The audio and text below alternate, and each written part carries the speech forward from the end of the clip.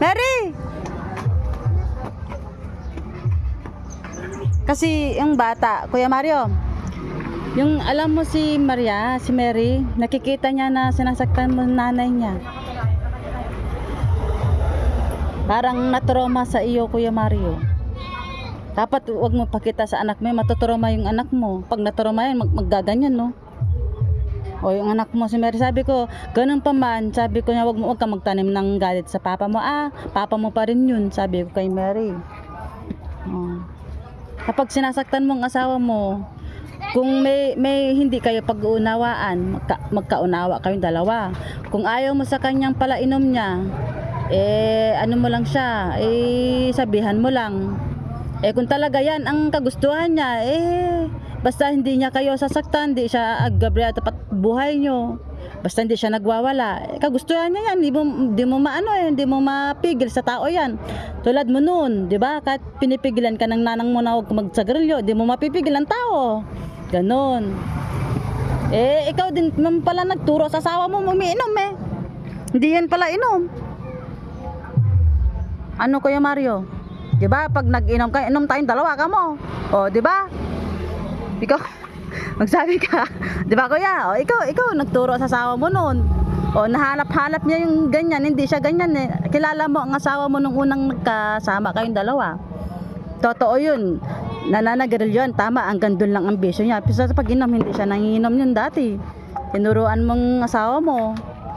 O. Sa pag-aaway niyo mag-asawa, huwag mo siyang saktan.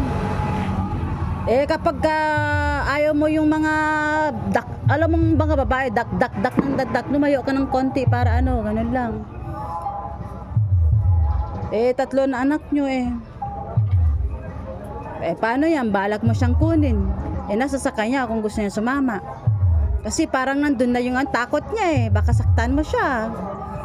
Oo. Malaman kasi sa mag-asawa, andun yung na ano mo na siya, naramdaman na niya yung kamay mo Naramdaman na niya yun Kahit saan anong pag-aaway yung dalawa, basta wag mo lang siya saktan. Hindi yan lalayo ang loob niya sa'yo. Pag nahawakan mo yung tao, yung asawa mo sa physical, malalayo loob niya sa'yo. Hoy, papa mo! Yakap na papa! Ara! Mary! Papa na, di ba? Ayan. Pabuhat ka na kung magpabuhat ka. Sinabihan na kita, Mary, di ba? Papang no. Picturean ko nga kayong dalawa. 1, 2, 3. Kuya Mario, lingon ka dito. Ayan. Di papang. Di ba? Sinabihan na kita noon? Naman ang ganda-ganda ng anak mo, Kuya Mario. Sayang yan kung nabait yan. Nalagaan ko yan nun bait-bait niyan matalino pa. Matalino anak mo. Ada cellphone niya. Sinangitod ta. Sinangitod. Kuya, kumusta ang pag-aaral nilang dalawa? Ano? Hindi kayo nag-aaral ng dalawa? Matagalog ka kuya, hindi ko maintindihan Lucano. Magmo-module lang. Nag-aaral ka mabuti.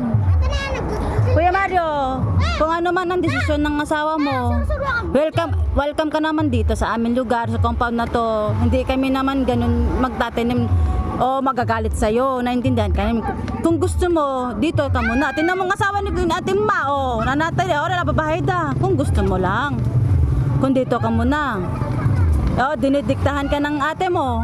Nasa sayo yan. Kung sumusunod ka sa ate mo. Kung ano man ang kahirapan meron dyan, pwede ka makitatadang ganun. Asawa mo, yun, nakitatadang doon. Hugas, ganun lang. Kailangan mo pa rin yung asawa mo sa harap mo.